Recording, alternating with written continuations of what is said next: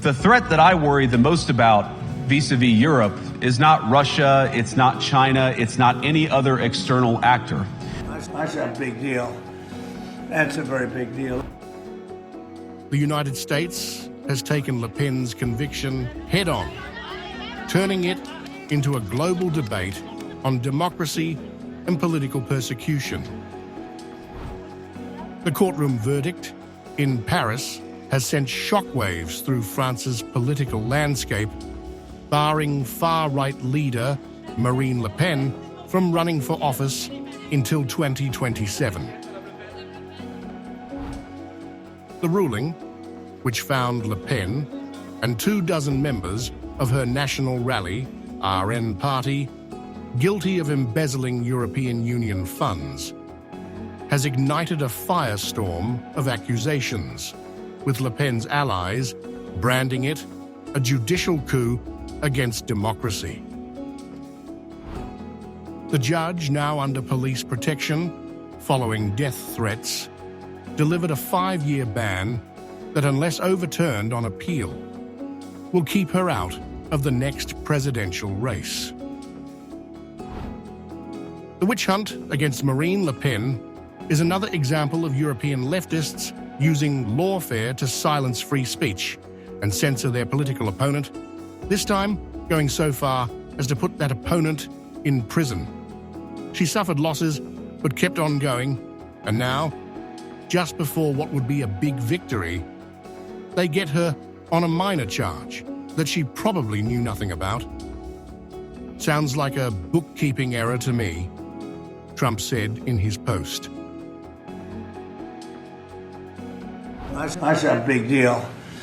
That's a very big deal. I know all about it, and a lot of people thought she wasn't going to be convicted of anything, and I don't know if it means conviction, but she was banned for running for 5 years, and she's the leading candidate.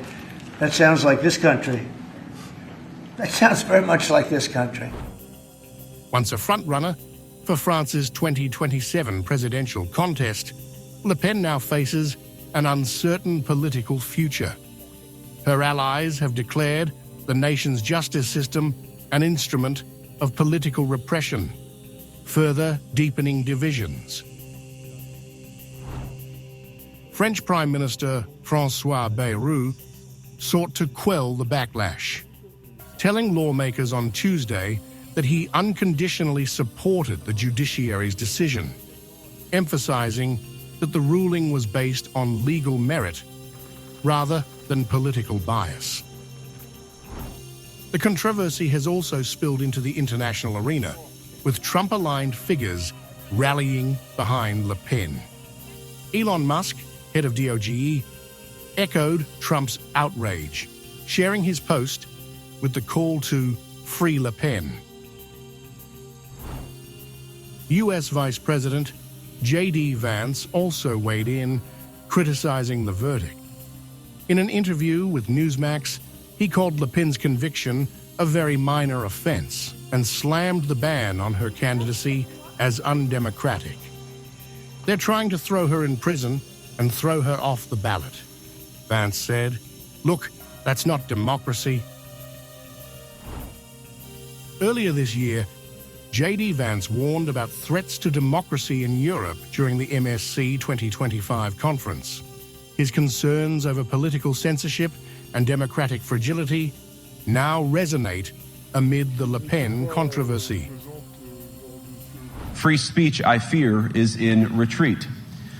And in the interest of comedy, my friends, but also in the interest of truth, if your democracy can be destroyed with a few $100,000 of digital advertising from a foreign country, then it wasn't very strong to begin with.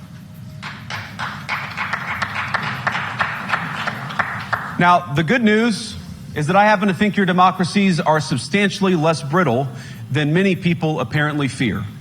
And I believe deeply that there is no security if you are afraid of the voices, the opinions, and the conscience that guide your very own people.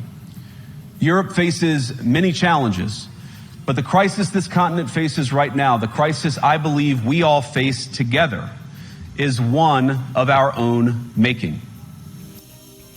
Trump's comparison of Le Pen's legal troubles to his own is unlikely to go unnoticed.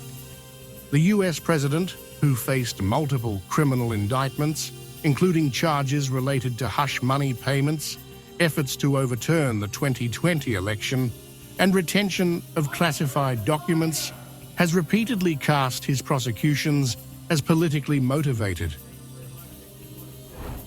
With federal charges against him dropped following his 2024 election victory, Trump is now leveraging Le Pen's case to reinforce his claims of lawfare against right-wing leaders, further inflaming political tensions in France and beyond. The uproar has extended beyond the US and France, as Hungary's Prime Minister Viktor Orbán also joined the outcry. Tagging Le Pen in a social media post, Orbán declared, "Je suis marine," I am marine. Italy's Vice Premier, Matteo Salvini, also voiced solidarity, condemning the ruling against Le Pen. I wrote to her yesterday, sent all my solidarity and my human friendship, even before the political one, to Marine, who does not give up because it cannot be a sentence, the one knocking out the majority of the French people. With appeals pending and a political firestorm raging, France's path to 2027 is no longer just about elections. It's a battleground where courts, politicians, and foreign leaders are all fighting to shape the country's future.